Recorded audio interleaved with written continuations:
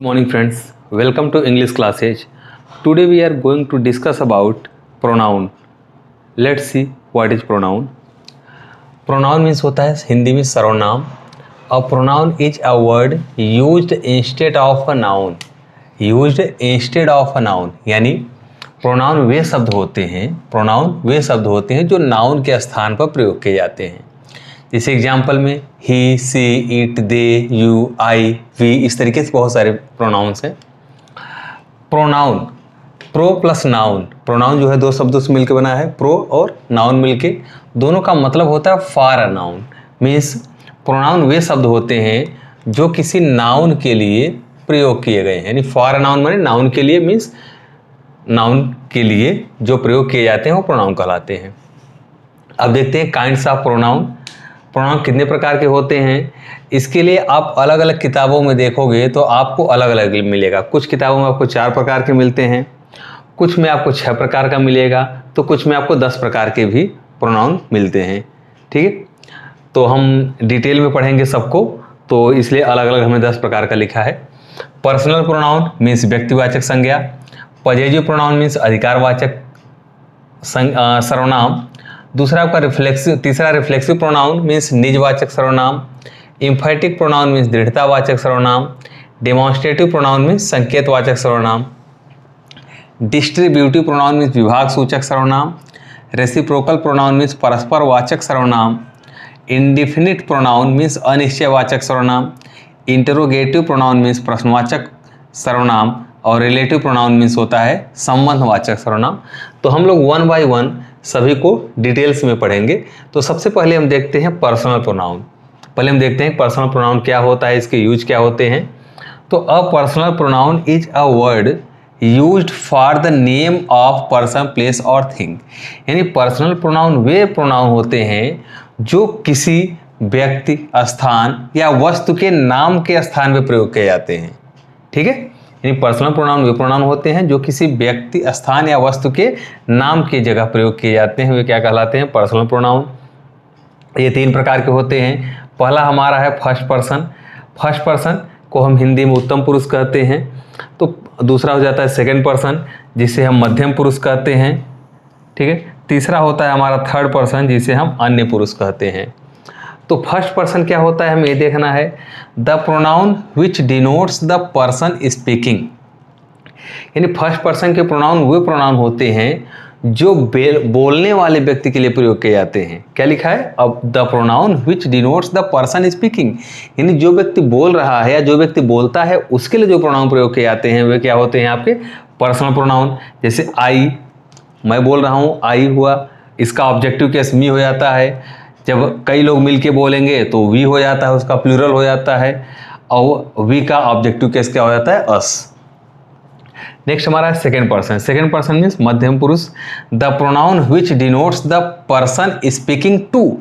यानी second person के pronoun वे प्रोनाउन होते हैं जिनसे बात की जाती है. द पर्सन स्पीकिंग टू, जिससे बात की जा रही है, वे क्या होते हैं? सेकेंड पर्सन के प्रोनाउन होते हैं. इसमें सिर्फ यू का एक ही प्रोनाउन आता है, यू. थर्ड पर्सन यानी अन्य पुरुष. The pronoun which denotes the person spoken of. यानी स्पोकन ऑफ में जिसके विषय में बात की जाती है, वे प्रोनाउन जिसके विषय में बात की जाए वे क्या कहलाते हैं? आपके थर्ड पर्सन के प्रोनाउन कहलाते हैं. जैसे ही का ऑब्जेक्टिव केस हिम हो जाता है. सी है, सी का ऑब्जेक्टिव केस हर. दे का objective case them. One, it, etcetera. यानी ये प्रोनाउन क्या होते हैं? अन्य पुरुष यानी थर्ड पर्सन होते हैं, मतलब जिनके बारे में बात की जाए. ठीक है, अब इनके लिए एक रूल है या एक पॉइंट है जो हमें याद रखना पड़ता है. इससे रिलेटेड एरर बहुत आती है. If the pronoun of different persons are used together in a same sentence. यानी यदि एक ही वाक्य में तीनों पर्सन के प्रोनाउन आए हों, एक ही वाक्य में तीनों पर्सन के प्रोनाउन आए हों, तो उनका जो ऑर्डर होता है, they are arranged in 2 3 1 order. उन्हें हम 2 3 1 के ऑर्डर में लिखते हैं. मीन्स पहले सेकंड पर्सन का प्रोनाउन आएगा, फिर थर्ड पर्सन का आएगा, उसके बाद फर्स्ट पर्सन का प्रोनाउन आता है. जैसे एग्जाम्पल है you, he and I must help the poor. आपको, उसे और मुझे गरीबों की मदद अवश्य करना चाहिए। अब इसमें एरर कहाँ से आता है, अगर यही पहले आई दे दिया, फिर यू दिया, फिर ही दिया, तो यह क्या हो जाता है, एरर हो जाता है। तो इसका क्रम हमें ध्यान देना होता है, सबसे पहले सेकंड पर्सन, फिर थर्ड पर्सन, फिर फर्स्ट पर्सन के प्रोनाउन का प्रयोग किया जाता है। ये है हमारा प्रोनाउंस की लिस्ट, यानी पर्सनल प्रोनाउन की लिस्ट है। तो इसमें हमारा फर्स्ट पर्सन में कौन से प्रोनाउन आएंगे, सेकंड में कौन आएंगे और थर्ड में कौन आएंगे, हम देखते हैं। तो फर्स्ट पर्सन के सिंगुलर नंबर में आई का प्रयोग सब्जेक्टिव केस में किया जाता है या नॉमिनेटिव केस में, मी का प्रयोग ऑब्जेक्टिव केस में, पजेजिव केस में आपका आता है पजेजिव एडजेक्टिव और पजेजिव प्रोनाउन। तो माई हमारा पजेजिव एडजेक्टिव है और माइन पजेजिव प्रोनाउन है। माई सेल्फ रिफ्लेक्सिव प्रोनाउन या एम्फैटिक प्रोनाउन होता है। फर्स्ट पर्सन के प्लूरल में वी हमारा क्या है, सब्जेक्टिव केस है। अस का प्रयोग ऑब्जेक्टिव केस में किया जाता है, आवर का पजेजिव एडजेक्टिव में और आवर्स का पजेजिव प्रोनाउन में, और ये हो जाता है हमारा रिफ्लेक्सिव या एम्फैटिक प्रोनाउन हो जाता है। सेकेंड पर्सन के सिंगुलर और प्लूरल दोनों में यू का प्रयोग किया जाता है। तो यू हमारा subjective case, you he objective case, your हमारा हुआ पजेजिव एडजेक्टिव केस और पजेजिव प्रोनाउन जो हुआ योर्स। अगर सब्जेक्ट यू हमारा सिंगुलर एक व्यक्ति के लिए आ रहा है तो रिफ्लेक्सिव या एम्फैटिक में योर सेल्फ होगा, और एक से अधिक के लिए आ रहा है तो योर सेल्फ्स हो जाएगा। थर्ड पर्सन में सिंगुलर के अंतर्गत ही आता है मेल के लिए। ही किसके लिए आता है, मेल के लिए,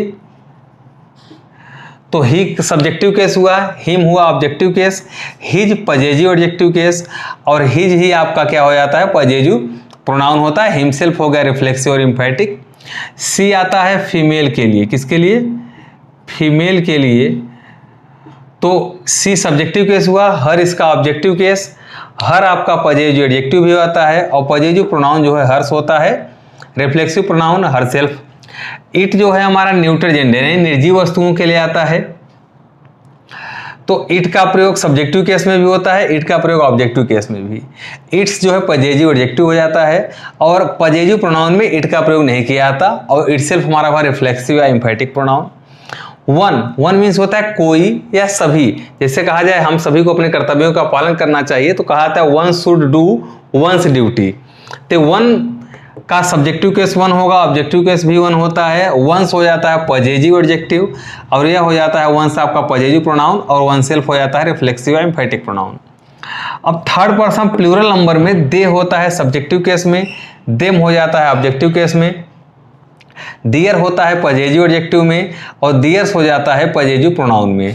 देमसेल्व्स होता है हमारा किसमें, रिफ्लेक्सिव एम्फैटिक प्रोनाउन में। ठीक है, तो ये थी पर्सनल प्रोनाउन की लिस्ट। अब हम देखते हैं पजेजिव प्रोनाउन होता क्या है। तो a pronoun which shows possession, a pronoun which shows possession, way pronoun जो अधिकार को दिखाते हैं, जो अधिकार को दिखाते हैं वे पजेजिव प्रोनाउन कहलाते हैं। इसमें आपका माइन आएगा, आवर्स हो जाएगा, yours, his, hers, ones, theirs. जैसे हमने इसमें देखा ये वाली लिस्ट हमारी पजेजिव प्रोनाउन की है और ये वाली पजेजिव एडजेक्टिव की, तो इसके अंतर्गत कौन आएंगे, पजेजिव प्रोनाउन वाले। पजेजिव प्रोनाउन उसी नंबर और पर्सन का पजेजिव एडजेक्टिव और नाउन का मिला हुआ रूप होता है। पजेजिव एडजेक्टिव और नाउन का मिला हुआ रूप, जैसे this pen is mine, this pen is mine, तो इस माइन के अंतर्गत हमारा माई पेन, माइन मतलब माई पेन।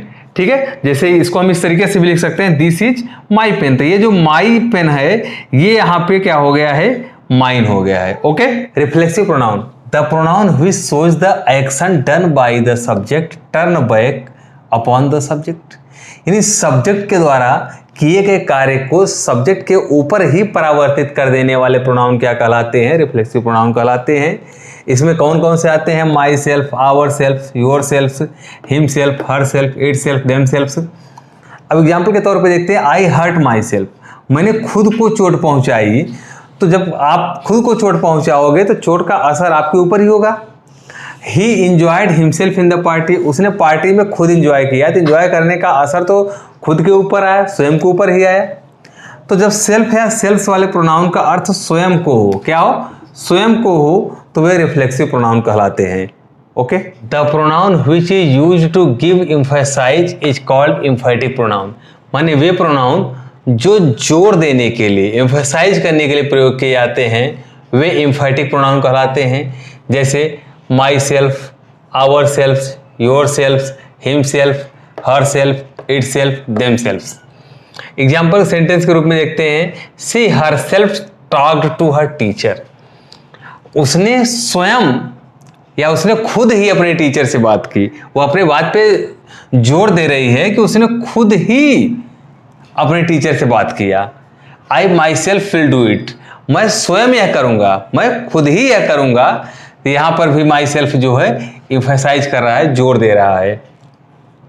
जब सेल्फ या सेल्फ्स का अर्थ स्वयं ही हो, जब सेल्फ या सेल्फ्स का अर्थ स्वयं ही हो तो वह इंफेटिक प्रोनाउन होते हैं।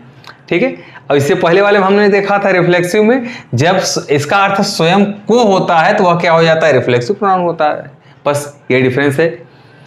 अगला हमारा है demonstrative pronoun. Demonstrative pronoun means क्या होता है, संकेतवाचक सर्वनाम।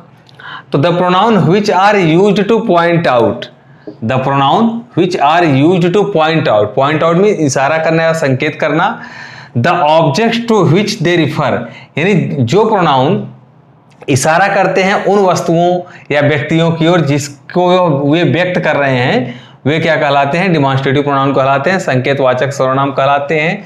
जैसे हमारा क्या है, दिस, दिस मीन्स क्या होता है, यह, और पास की वस्तुओं के लिए सिंगुलर में एक वचन में प्रयोग किया जाता है। दैट, दैट मीन्स होता है वह या दूर की वस्तुओं के लिए सिंगुलर नंबर में प्रयोग किया जाता है। दीज, दीज जो है प्लूरल नंबर में, यानी इसका अर्थ होता है ये, और पास के लिए ही प्लूरल नंबर में प्रयोग किया जाता है। दोज मीन्स होता है वे, दूर के लिए प्लूरल नंबर में प्रयोग होता है। ये एक और है आपका सच, सच मीन्स होता है ऐसा या ऐसी, ये दोनों वचनों में यानी सिंगुलर और प्लूरल दोनों में प्रयोग किया जाता है।